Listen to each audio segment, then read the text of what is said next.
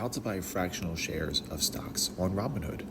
So let's go to Robinhood and go into your account, and let's go ahead and pick a ETF or an index fund or just some kind of stock to buy. So I have VOO, so we're just going to go to VOO. So go to your magnifying glass and type in VOO, and we'll bring up the S&P 500 ETF. And you see here it's too expensive to buy one share if you can't afford it, but what we can do is buy fractional shares on Robinhood. So go ahead to where it says trade and then go to buy.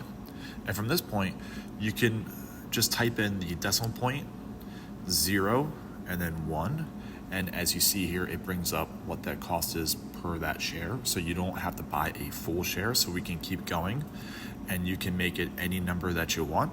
So as you see here, it's really easy to change over. And then you can go ahead and hit review.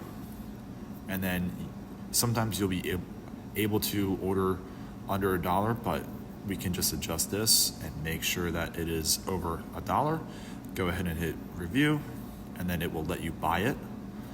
So that way you're in the S&P 500, you have a fractional share of a stock, and that's it. That's how you would go about buying fractional shares of any stock that you want.